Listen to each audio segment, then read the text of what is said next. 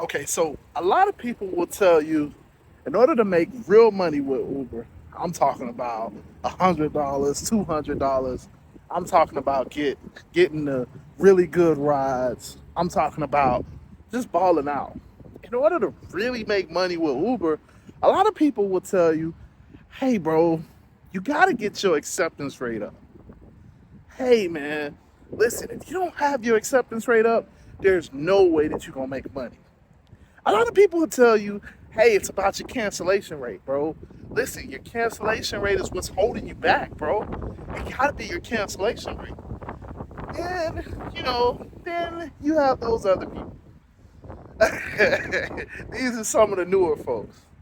And the newer folks, they'll tell you, hey, it's all about you being in advantage mode instead of being a standard mode driver. The newer folks, they'll tell you, hey man, listen, if you in standard mode, you ain't gonna make no money. Hey bro, listen, that 5% bonus, man, that 5% bonus on every single ride, man, you rolling in the dough if you get that. Cause think about it. You do 10, 15 rides, that's an extra, you know, $5, $10, man. Like, that's a lot of money. Is what people make the argument. And it's like, okay, so you think that 5% bonus on every ride is what's gonna do it? Now I guess maybe a longer ride, maybe that makes a little bit of sense. Cause 5% of $100 is $5. You get what I'm saying? But like, if you're talking about these little, what a lot of advantage mode drivers have to accept is these smaller rides because you got to keep your acceptance rate up. Now, I will be honest. The acceptance rate is on. You only got to keep it above 25%. But a lot of y'all advantage mode drivers, y'all care about your acceptance rate. So it's not really just 25%. Like across the board, I'm pretty sure y'all got a above 50% acceptance rate. And a lot of people feel like, bro, if the money is being the advantage mode driver, if I'm in advantage mode, I'm making more money than a standard mode driver. Then you have people like me that's like, I'm a standard mode driver, so, and I make more money than the advantage mode driver. But it just, this is the game. This is the game of Uber. So if you're not familiar with this, let me just kind of slightly enlighten you. So I've been doing Uber for the last 5 years. When I started doing Uber, I started during the pandemic. I always tell this story because it's like, I don't ever want to forget. I started during a time when nobody else was driving, when the roads were clear. Like how you see this parking lot is how every parking lot was. It was just clear. Nobody was out. It was just, I was just driving around looking for fares. Like, I was really hunting for people that I could take, people that would get in my car that I could take and I could complete a ride. And back then, you better believe my acceptance rate was so high because I wasn't getting anything and it was no traffic. It was easier to take stuff because of less traffic. And Uber generally pays like I leave this up to the smarter people, but generally it's like what 90 cents a mile. It's generally what Uber pays for Uber X. So it was pretty decent. So at that point, it was just you were getting rides, and you didn't have the traffic, so everything was fairly decent. The rides were fairly decent. And you could make a lot of money. Well, okay, when I say a lot of money, it wasn't a lot of rides. So everything that was coming, I was pretty much taking because there just wasn't nothing. And I was just happy that I had money in my bank account. I was just happy that I was able to pay bills. Like I was happy that I didn't default on stuff. And I think that's the problem. A lot of us, I'll be honest, as a content creator, it's like you get so high and mighty, like, oh, I'm not taking that ride, or I won't take this ride, or oh my gosh, that's horrible, that's trash. And it's like you forget just the basic reason why we all started doing this. It's different reasons. Yeah, sure. I started it because at that time there was no jobs. I probably, if I was still working at my old job, I would have been let go. There was no jobs, nothing. Nobody was hiring. It was nothing. Netflix was still calling. Netflix was not playing. Listen, you miss a payment on Netflix, oh, they will turn you off with the quickness. No, well, I mean, you get that little message, hey, there was a problem with your payment. Go ahead and update your payment, or you'll see a suspension of your service. It ain't no, hey, listen, I think you're going through a hard time because of your history. Listen, bro, just pay us back next month. It ain't no, listen, bro, because, we know that you would normally make your payments on time. We'll give you an extra 7 days. It's like, hey, listen. Hey, so we see that you had a problem with your payment. Go ahead and update it, or we gonna turn you off. They strong arm you. It ain't no games. Netflix is not playing no games. They don't, and that's just Netflix. Obviously, when you talk about the rental, when you talk about rent, my landlord wasn't playing. Even though we had a moratorium at that time, because that's what it was. Well, more so during the middle of the pandemic. The moratorium was just so that, if you didn't pay your bills, the landlords couldn't just go out and actually evict you. So even though you wasn't paying your bills, they couldn't pass the measures through the actual, they couldn't put in the paperwork, in other words. So they wanted to evict you and they were going to evict you. They just couldn't actually follow through with it. So, a lot of people ran it up, but that moratorium, that was in place, but they were trying to evict you. Yeah, they wanted to evict you. And if you was in that situation, you had your landlord was side-eyeing you every time you talked to him. Fortunately, I didn't have to be in that, but I know, or, you talking about the water bill. The water bill didn't stop during the pandemic. Even though the whole world stopped, even though a lot of people lost their jobs, your water bill still was being charged. Every bit of it. Hell, your phone bill, I even use that as something simple. If you got AT&T, you got Verizon, that didn't stop. And yeah, I mean, I get it, yeah, what a lot of the phone companies did was, hey, you don't have to pay now, but we just gonna give you a big bill when you can pay. So, listen, hey, you ain't paying now, but here's what we'll do. We'll give you 3 months. Make it happen. But in 3 months, I know your bill was normally, $50. Yeah, well, when you come back, when you get out this 3-month grace period, listen, your bill gonna be $350. $350? What the? Because you gotta pay back that. You gotta pay what you owe. You gotta pay what you owe. But that was during the pandemic. The whole world stopped, but the bills didn't. And so, I was riding around just trying to make a couple dollars so I could keep paying my bills. And fortunately, I did. But my acceptance rate was super high back then because there was just no traffic.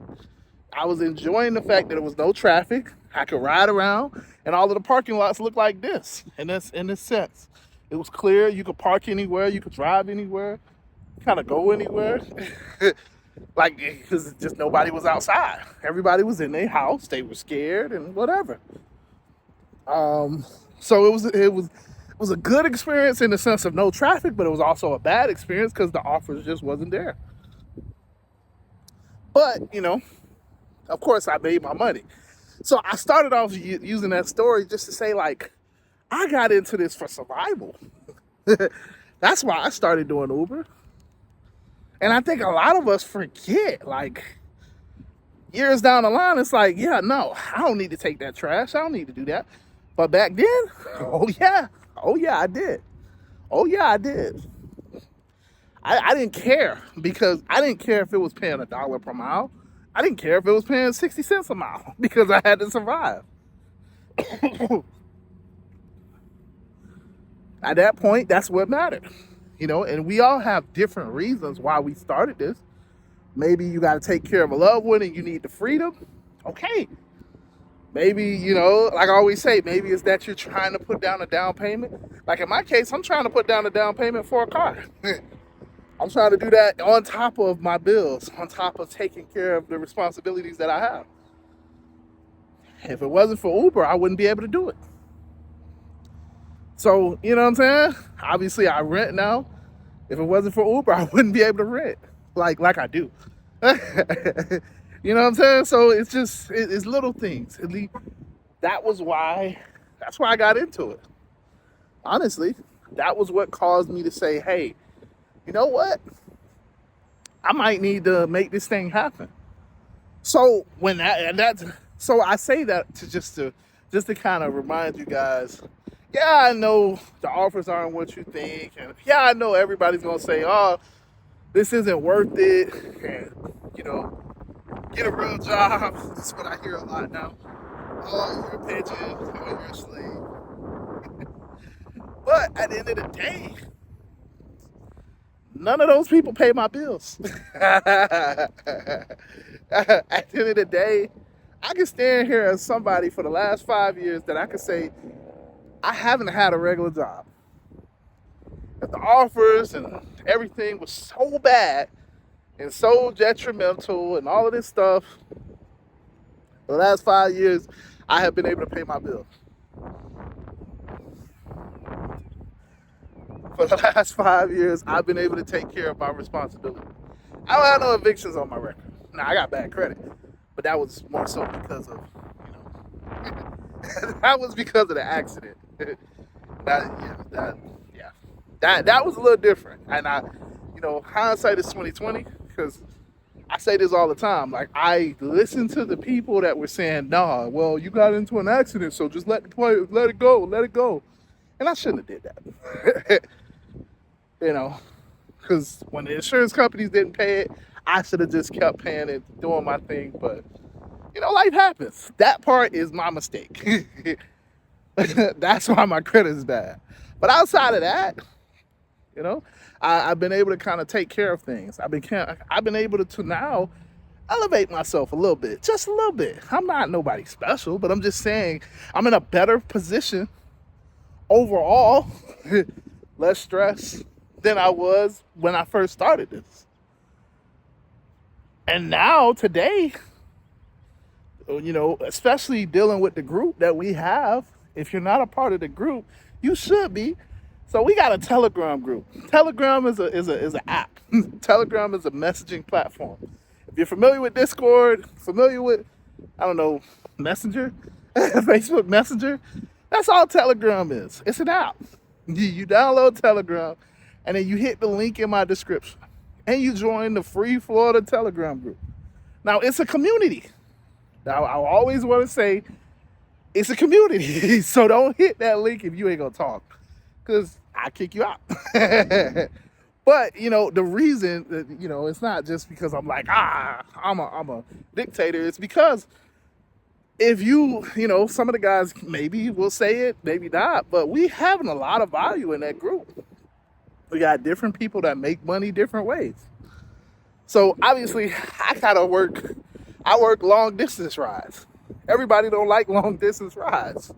You got guys that work the bigger rides, got SUV rides, what I'm saying? You just got different people in the group. So yeah, it's cool to have coworkers. That's what it is. In other words, these are my coworkers. So I talk trash to them like I would my normal coworkers, yeah, like if you've seen some of my videos, I talk trash. So I'll do this. So one of the guys I talk trash to is Ricardo. When Ricardo first got into the group, he wasn't making no money. I used to talk trash to him every day too. Like, bro, just do this. No, I'm not going to do that. I'm not doing that. Then he got around some of the other guys, and lo and behold, he starts making money. Now it's like, yo, I can't talk trash about you because you making too much money. You know what I'm saying? Like, now you can talk trash to me. You'd be like, nah, man, you just don't want to work. Yeah. But that's because, once you learn the strategy, once you understand, it's easy. It's easy to make money in rideshare. It's easy. Well, it's simple. I always got to stop saying it's easy. It's simple. You just got to put in the work. You have to put in the work in a market that has volume. How about that?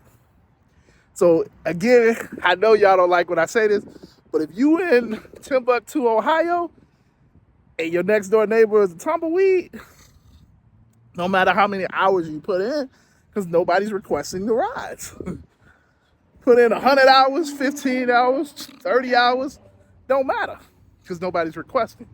On the flip side, if you're in a busy market like, LA, Atlanta, obviously Miami, well, not right now, but, technically, then you put in those same hours, you make a different result. And that's the beautiful thing about this stuff that we do. It's not for forever, but it is an opportunity for right now. So yeah, just to kind of wrap up, because I've been able to be successful and I'm in advantage mode, I'm a standard mode driver.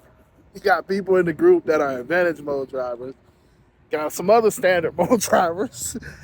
It's like, I guess this video was just to say, just to remind you guys, don't focus so much so on your ratings, on this whole standard mode, advantage mode. What matters is you learning your market and learning where to be and when to be. That's how you make the money, ultimately. Having a good strategy. So, yeah, with that being said, man, I'm going to get on up out of here. As you can see, it's starting to get dark, so it's time to get up out of here. Yeah. But yeah, man, hey, I know I've been missing a while, so thank you for watching. I just want you to know I appreciate you. I love you guys. But yeah, if you need me, leave a comment down below. And yeah, deuces.